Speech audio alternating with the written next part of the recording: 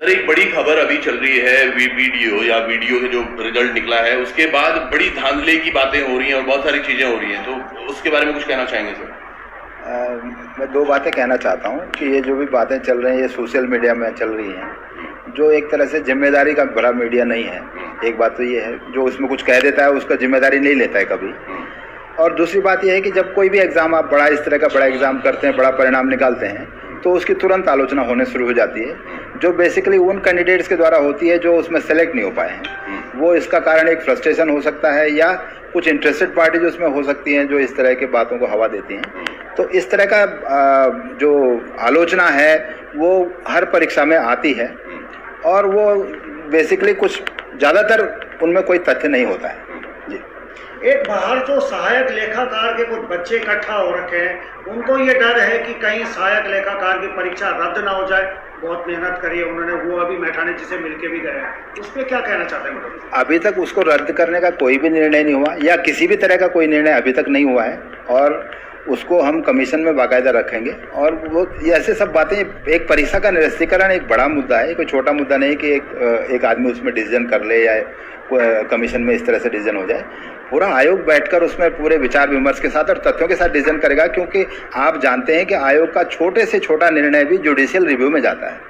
हर एक हम 442 रेट हमारे पास अब तक आ चुके हैं, तो हम जो डिसीजन ले रहे हैं वो जुडिशियल रिव्यू में जाता है, तो वो सारे डिसीजन रिस्पॉन्सिबिलिटी से होते हैं और जब तक कोई डिसीजन नहीं हो जाता तो ये कहना उचित नहीं है कि उसे निरस्त किया जाता है। सर सबसे बड़ा सवाल एक ये उठ रहा है कि जब उत्तराखंड जो लोक सेवा जो आयोग है 2.5 लाख बच्चों की परीक्षा एक शिफ्ट में करा सकता है, तो यूके SSSC क्यों एक शिफ्ट में परीक्षा नहीं करा पा रहा है? नॉर्मलाइजेशन जो आप करवा रहे हैं, क्योंकि बच्चे कह रहे हैं कि इसमें समझ नहीं पा रहे हैं कि जिस बच्चे के जिसके नंबर है किसी का कम हो रहे हैं किसी के बढ़ रहे हैं, इसमें समझ नहीं पा रहे हो, असमंजस में बच्चे, तो एक शिफ्ट में क्यों नहीं हो पा रहा है ये सब चीजें? आप UKSSC को UKPSC से कंपेयर ऐसे ही कर रहे हैं जैसे कांच का गिलास और स्टील का गिलास। बेसिक बात यह है कि हमारा जो रिजल्ट होता है वो एक ही परीक्षा से होता है। UKSSC के पास 3 चरण है परीक्षाओं के एक सिलेक्शन में, प्री एग्ज़ाम है, मेंस एग्ज़ाम है और फिर इंटरव्यू है। इसलिए हमारा एग्ज़ाम जो सिंगल एग्ज़ाम है बहुत हाई स्टेक एग्ज़ाम है। दूसरी बात, जो अरेंजमेंट हम कर रहे हैं अभी वो शायद UKPSC भी नहीं कर रहा है, क्योंकि हमारा सिंगल एग्जाम है, जैमर हम लगा रहे हैं, बायोमेट्रिक हम हर एग्जाम में कर रहे हैं, हर एक आदमी के हर लेवल पर कर रहे हैं। और उसके लिए आपको ये ऐसा सेंटर नहीं चुन सकते रीजनल या जो ऐसा सेंसिटिव एरिया नहीं चुन सकते जो वही एग्जाम खराब हो जाए। अगर 3 लाख बच्चों ने एक एग्जाम दिया है और वो खराब हो गया तो आपको कम से कम सरकार को 7 करोड़ की इस पे व्यय आता है। तो बहुत सारी सेंसिटिविटी हम UKPSC से आप हमारी तुलना करेंगे तो वो शायद उचित नहीं है। तो नॉर्मलाइजेशन का प्रावधान क्यों है? ऐसा नहीं हो सकता है कि इस प्रकार के एग्जाम हम करें कि इसमें नॉर्मलाइजेशन की जरूरत ही ना पड़े? जब भी कोई एग्जाम एक शिफ्ट से ज्यादा जाएगा, जो कि जाएगा, अभी तो आप 2.5 लाख का एग्जाम करा रहे हैं, कल 4 लाख फॉर्म आ सकते हैं, 3 लाख तो पहुंचने वाले हैं, तो उसने अल्टीमेटली शिफ्ट में होना है। तो नॉर्मलाइजेशन से आप भाग पाएंगे ऐसा संभव है नहीं। नजदीकी आपको कोई भी एग्जाम ऐसा मिलेगा जब 6-6 लाख फॉर्म आएंगे, तब आप क्या करेंगे? तो नॉर्मलाइजेशन तो जब भी एक शिफ्ट, क्योंकि तब आप मेरे पास ज्यादा शिकायत लेके आएंगे जब 3 शिफ्ट में से एक ही शिफ्ट से सब बच्चे निकल जाएंगे। तो इसलिए नॉर्मलाइजेशन है कि जो पेपर हो गया है उसके बाद उसके कठिन और इजी का रिस्पांस के आधार पे, पेपर होने के आधार पे रिस्पांस तय हो जाए और जो कठिन पेपर हुआ है उसमें बच्चों को थोड़ा एक्स्ट्रा मार्क्स मिलता है, जो सरल पेपर हुआ है उसमें थोड़ा सा मार्क्स उनका घटता है, सरल हुआ है उसमें बढ़ता है और कठिन में थोड़ा घटता है। तो यही नॉर्मलाइजेशन जो बहुत जरूरी है, अदरवाइज एक ही बैच से निकलेंगे तब आप शायद ज्यादा शिकायत लेके हमारे पास आएंगे। अच्छा सर, अब की बार भी देखा गया कि 12 से अधिक क्वेश्चंस गलत थे जिनको बाद में डिलीट कर दिया गया। ऐसा क्यों होता है सर? पीछे भी एक पेपर था तो उसमें 332 प्रश्न गलत थे और फिर उनको डिलीट किया जाए कहीं ना कहीं ये, और जबकि कुछ अच्छे प्रश्नों को भी डिलीट किया गया सर। प्रश्नों का जो मामला है कि प्रश्नों को सेलेक्ट करना, उनको पेपर में रखना, उसके बाद पेपर में रखने के बाद उन पर आपत्ति लेना, वो एक डेमोक्रेटिक तरीका है, वो एक बहुत जरूरी तरीका है। दूसरा, उस आपत्ति का निस्तारण करना, ये सब एक्सपर्ट बेस्ड सिस्टम है। इसमें आयोग जो है, जो विषय विशेषज्ञ हैं उनकी राय लेते हैं और उनकी राय पे ही जो डिसीजन होता है वो लिया जाता है। जो जब पेपर हम आपत्ति प्राप्त करते हैं एग्जाम में रखने के बाद क्वेश्चन को, तो हर आपत्ति को 3 सब्जेक्ट एक्सपर्ट देखते हैं, जो राय देंगे। अगर वो समझते हैं कि प्रश्न इसको हटाने लायक है, डिलीट करने लायक, तो वो डिलीट होता है। जिसमें की चेंज है, माने ऑप्शन चेंज हो गया तो वो ऑप्शन चेंज किया जाता है। तो वो अक्रॉस द एग्जाम एक ही है, ये नहीं है कि बंद होगा परीक्षा में ये हो गया। वो तो जब आलोचना हो जाती है तो प्रश्नों को भी उठा लिया जाता है। तो वो एक सही तथ्य नहीं है। और अक्रॉस द एग्जाम ये प्रक्रिया है और विशेषज्ञ आधारित प्रक्रिया है। ये आयोग का कोई इसमें डिस्कशन नहीं है, ना आयोग इसमें कोई योगदान करता है। नहीं, पर सर आयोग कहीं ना कहीं प्रश्न पत्र जब बनता है उसमें तो डिसीजन लेता होगा, और वो कमेटी जो आप बोल रहे हैं बाद में चयनित होती है कि प्रश्न अच्छा है या गलत, अगर वो शुरुआत में ही हो जाए पहले पेपर देने से पहले ही, तो ये प्रश्न है कि प्रश्न गड़बड़ क्यों हो जाते हैं, ये आपका प्रश्न है। तो उसके बहुत सारे रीजन हैं। एक कि जो ज्ञान है, जो तथ्य हैं, वो बदलते रहते हैं। कभी कभी सामान्य ज्ञान जैसे परीक्षाओं में क्या होता है कि व्यूज हो जाते हैं। एक किताब में एक व्यू है, दूसरी किताब में दूसरा व्यू है। आप उत्तराखंड के इतिहास में खासतौर से इसे देखेंगे कि जितने भी राइटर्स ने लिखे हैं उन्होंने अलग अलग फैक्ट्स लिखे हैं, तो उनके आधार पर चैलेंज होता है।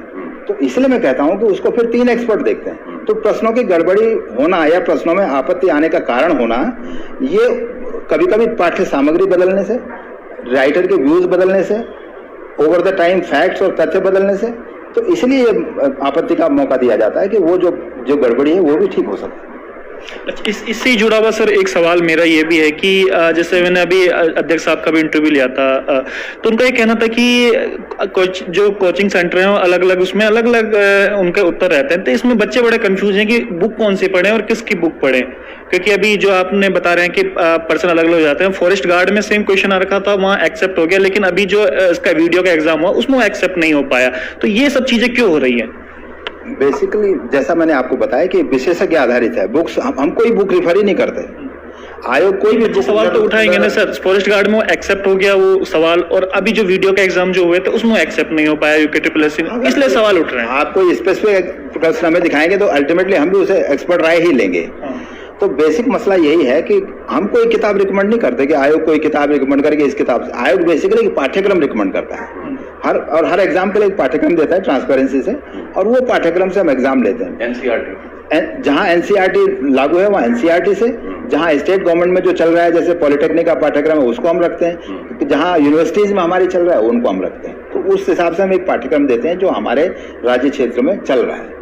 तो हम बाकी बुक्स का रिकमेंडेशन हमारा काम नहीं है। बुक्स बच्चों को तैयार करनी है या विशेषज्ञों को रिफर करनी है, ये दोनों वहां है। चलिए एक प्रश्न सर, थोड़ा वीडियो पे आ जाते हैं दोबारा।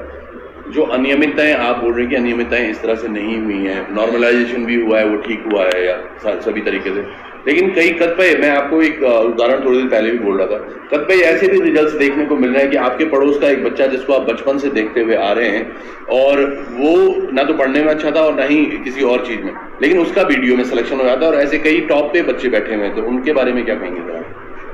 मैं एक बात क्लियर करूंगा कि आयोग किसी भी गड़बड़ी को खत्म करने के लिए और या कम करने के लिए प्रतिबद्ध है, और आयोग हर परीक्षा के परिणाम के बाद 15 दिन आपत्ति का समय देता है हर एक कैंडिडेट को। तो कोई कैंडिडेट अगर कोई शिकायत करना चाहता है तो वो तथ्यात्मक शिकायत करे, न कि सोशल मीडिया में अनर्गल बातें करे।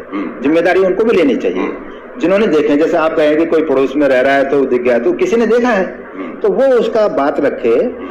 हम कहते हैं कि आपका सबका सहयोग चाहिए एग्जाम इंप्रूव करने के लिए, केवल आयोग ही एक पार्टी नहीं है इसमें, बहुत सारे पक्षकार, आप भी पक्षकार हैं, मीडिया भी एक पक्षकार है, बच्चे भी पक्षकार हैं, और उनको हम बार बार रेफरेंडम लेते हैं। आपने बहुत मौके हुए हैं जब हमने बच्चों से पूछा कि हमें ये करना चाहिए कि नहीं करना चाहिए। तो आयोग सबकी राय से काम कर रहा है और उनको मौका दे रहा है आपत्ति करने के लिए। और वो ऐसी आपत्ति है तो तथ्यात्मक आपत्ति आयोग को दें, तो जरूर आयोग उसमें कार्रवाई। तो ये किस तरीके से दे सकते हैं सर? तो जो किसी को देना होगा वो आपके पास किस तरह से, पत्र के माध्यम से? हाँ, पत्र के माध्यम से दे सकते हैं। हमारा ईमेल हर बच्चे को मालूम है, ईमेल पर दे सकते हैं। तो वो दोनों माध्यम से हमें दे सकते हैं। अभी तक कितनी आपत्ति इस वीडियो वाले मामले की आप तक पहुंची है बडोल जी? अभी 6-7 आपत्तियां मिली हैं, वो ज्यादातर प्रश्नों से रिलेटेड हैं। जैसे आपत्तियां आपने उठाई वो नहीं है, पर प्रश्नों की आपत्ति जैसा मैंने बताया कि वो विषय के आधारित मसला है। तो जो अगर, और उसका मौका एक बार मिलता है, अगर बार बार आप ये प्रोसेस नहीं कर सकते, अदरवाइज अभी आपने इनका ले लिया, चेंज हो गया, फिर दूसरे को कहेंगे कि ये चेंज आपने गलत कर दिया। तो एंडलेस भी ये प्रोसेस नहीं रखा जा सकता, अदरवाइज हम रिजल्ट ही नहीं निकाल पाएंगे। तो इसलिए वो एक बार हो चुका है, तो वो जो अगर एक्सपर्ट्स ने उसे देखा है तो हम उनको बता देंगे कि भाई इसमें एक्सपर्ट गिरा है। तो इसमें आपत्ति के लिए कोई समय सीमा निर्धारित की हुई है कि इतने समय तक आपत्ति लेंगे, जिसकी भी कोई आपत्ति हो इतने तारीख तक दे दें, उसके बाद नहीं ले पाएंगे? जिस दिन हमने रिजल्ट निकाला है उसके 15 दिन तक का समय हम सब रिजल्ट्स में देते हैं। वो दो कारण है उसे देने के। एक कि 2.5 लाख के बच्चों के डेटा के इससे रिजल्ट, डेटा से उठाता है रिजल्ट को, तो कोई बच्चा हो सकता है कैटेगरी वाला छूट जाए जिसके नंबर भी हैं, वो आपत्ति करना चाहे। दूसरी तरह की ये आपत्ति हो सकती है जो आप कह रहे हैं कि हमें और आपत्ति है इस परिणाम पर, तो वो आपत्ति वो दे सकते। नहीं सर, एक बड़ा अब ये तो आम जनता है जिनके हम प्रश्न आप तक पहुंचा रहे हैं, उसमें एक ऐसा भी था कि 2016 में एक व्यक्ति ने पेपर दिया था, तब उसका 8वां नंबर आया था और अब फिर दिया है तो उसका अब 3रा नंबर आया है, जबकि 2016 में अनियमितताओं के बाद वो पेपर कैंसिल करा दिया गया था। तो 2016 से लेकर 2022 तक उस व्यक्ति ने और पेपर नहीं दिए, अगर दिए भी हैं तो मुझे ध्यान शायद आ रहा है कि बंदरोगा में उनके केवल 46 नंबर हैं और यहाँ पे वो टॉप कर रहे हैं। हाँ, तो ये तो ग्रेजुअल बढ़ रहे हैं, आप कह रहे हैं 8 नंबर आए, फिर 46 आए, फिर अब उनके 70 पर 8वें नंबर पे, 8वें पायदान पे थे वो पहले। अच्छा, आपके रैंकिंग में 8वें पायदान पे थे, अब की बार वो 3रे पायदान पे हैं, लेकिन इससे पहले जो बंदरोगा पेपर हुआ उसमें 46 नंबर है। ये एक कारण नहीं हो सकता। जो बच्चा 6 साल से तैयारी कर रहा है तो कोई बच्चा कभी भी इम्प्रूव कर सकता है, और एग्जाम, हर एग्जाम अलग अलग होता है। कोई एग्जाम किसी के लिए अच्छा हो जाता है, यही एग्जाम दोबारा होगा तो दूसरे कैंडिडेट के लिए अच्छा हो सकता है। तो एग्जाम का एक एग्जाम, हर एग्जाम अलग है और हर बच्चा इम्प्रूव करता है तैयारी के साथ साथ। तो ये आप नहीं कह सकते कि उसकी तैयारी नहीं थी इसलिए नहीं हुआ या कोई गड़बड़ी हो गई। गड़बड़ी का कोई तथ्य होना चाहिए मेरे ख्याल से। बडोनी जी, जिस तरीके की अफवाहें बाजार में हैं, उसके बाद में आयोग क्या निर्णय लेने वाला है? जिस तरीके की अफवाहें चल रही है मार्केट में वीडियो भर्ती को लेके, क्या कुछ आयोग सोच रहा है, क्या कुछ करने वाले हैं आप? अफवाहों पे निर्णय लेना तो कोई संभव है ही नहीं जी, जब तक तथ्यात्मक बात ना हो, क्योंकि परीक्षा के बारे में ऐसा निर्णय लेना वो उन कैंडिडेट्स के लिए बहुत ज़्यादा घातक हो जाता है जो सेलेक्ट हुए हैं अपनी मेहनत से। तो उनका भी ध्यान रखना बहुत ज़रूरी है। और कोई भी परीक्षा के लिए जांच का या किसी भी बात का निर्णय लेना अफवाह के आधार पर नहीं हो सकता या सोशल मीडिया में उठाई गई बातों के आधार पर नहीं हो सकता। जब तक कोई तथ्यात्मक हमारे पास कोई बात नहीं है, आयोग उस पर निर्णय नहीं ले सकता। एक सवाल बहुत देर से सर ये लिख रहे हैं कि बाबुरा जी एक सवाल पूछिए, ये पोस्ट कोड 52 की चयन संस्तुति कब भेजी जाएगी? हाँ, वो तो एक चयन संस्तुति हम भेज चुके हैं और दूसरी चयन संस्तुति भी शीघ्र जारी करेंगे। चलिए, शीघ्र जारी होगी। चलिए, आप लोगों के अगर प्रश्न है तो प्रश्न मैं भी तब तक पूछ लेता हूँ। एक तो बहुत जल्दी वन दरोगा का फिजिकल करवाए हुए 3 महीने से रुके हुए हैं हम लोग। हाँ, वन दरोगा में चूंकि माननीय न्यायालय का एक आदेश है कि एक पिटिशनर जो गए हैं उनका मुझे पिटिशन डिसाइड करना है, तो वो भी डिसीजन कुछ दिन में हो जाएगा। उसके बाद वन दरोगा का फिजिकल का कार्यक्रम हम जारी करेंगे। मतलब कब तक आने की उम्मीद है? 10-12 दिन में मुझे उम्मीद है कि ये काम हो जाएगा। पुलिस भर्ती को लेके भी सर बहुत सारे के सवाल है, थोड़ा उस पर भी हमें बता दीजिए। नहीं, पुलिस भर्ती की हम लोग तो तैयारी कर रहे हैं और उम्मीद है कि जल्दी हम फिजिकल का कार्यक्रम पुलिस विभाग जारी करेगा और हम एडमिट कार्ड जारी करेंगे। सर, जो सबसे बड़ा सवाल आ रहे हैं वो नॉर्मलाइजेशन को लेकर ही आ रहे हैं कि भाई एक इस शिफ्ट में पेपर होना चाहिए, क्योंकि बहुत कंफ्यूज बच्चे इसमें हो रहे हैं। तो कुछ UKSSC भविष्य में ऐसी प्लानिंग कर रहा है कि एक ही शिफ्ट में पेपर कराए जाएं पूरे के पूरे, ताकि एक कंफ्यूजन उत्पन्न ना हो पाए, किसी के बिल्कुल जिसके जितने नंबर आए हैं उसके उतने नंबर होंगे, कम ज़्यादा नंबर का ये फर्क ना पड़े। देखिए, मैंने जैसे आपको बताया, एक शिफ्ट के एग्जाम फ्यूचर में संभव ही नहीं होंगे। खासतौर से ऑनलाइन एग्जाम तो बिल्कुल संभव नहीं है। क्यों? क्योंकि सारे प्रदेश में कंप्यूटर नोड्स ही नहीं है। तो जितने जो इंफ्रास्ट्रक्चर आपके पास दिया है, प्रदेश में है, अवेलेबल है, उसी के बारे में आप बात करेंगे। प्लस एग्जाम की प्योरिटी का बहुत बड़ा मसला है। जैसे मैंने आपको बताया, आपने UKPSC और हमें कंपेयर किया, तो वो प्योरिटी ऑफ एग्जाम का मसला हमारे लिए बहुत जरूरी, क्योंकि हमारे सिंगल एग्जाम से सिलेक्शन। आप उन पे इल्जाम लगा रहे हैं कि प्योरिटी, उनकी ट्रांसपेरेंसी नहीं होती। हम इल्जाम नहीं लगा रहे हैं, लेकिन हमारे पास एक ही मौका है। हम ये कह रहे हैं कि हमारे पास एक ही मौका है, तो हमें ज़्यादा सतर्क होने की जरूरत है। इल्जाम का तो सवाल ही नहीं है। UKPSC भी बहुत अच्छा सिलेक्शन कर रही है, पर हमारे पास एक है, उनके पास और सारे मौके हो सकते हैं, लेकिन हमारे पास एक मौका है सिलेक्शन का, एक स्टेप है। तो उसी स्टेप को टाइट रखना हमारे लिए बहुत ज़रूरी है, और वो एग्ज़ाम कराने से ज़्यादा ज़रूरी ये बात होती है। एग्ज़ाम तेज़ी से कराएं, बल्क में करा दें, उससे ज़्यादा जरूरी होता है कि प्योरिटी से एग्ज़ाम हो। तो इसलिए आप ये नहीं कह सकते कि मल्टीपल शिफ्ट के एग्ज़ाम नहीं होंगे। मल्टीपल शिफ्ट के एग्ज़ाम होंगे और उनमें नॉर्मलाइजेशन होगा। हाँ, अब नॉर्मलाइजेशन बच्चे रेलवे का भी एग्ज़ाम दे रहे हैं, SSC का भी एग्जाम दे रहे हैं, जिसमें 100 शिफ्ट होती हैं, तो वो बता सकते हैं हमें कि वहाँ के फॉर्मूला और हमारे फॉर्मूला में क्या फ़र्क हो रहा है, क्या उन्हें इससे कोई दिक्कत है। अगर कोई दिक्कत नहीं है तो जो सिद्धांत पूरे भारत में चल रहा है वो सिद्धांत यहाँ भी चलेगा और चलना चाहिए। इसको कोई बच्चों को भी स्वीकार करना चाहिए, इसमें कोई मैं गलती नहीं समझता। सहायक लेखाकार को लेकर बहुत सारे के बच्चे लिख रहे हैं सर, इसके परिणाम कब जारी होंगे?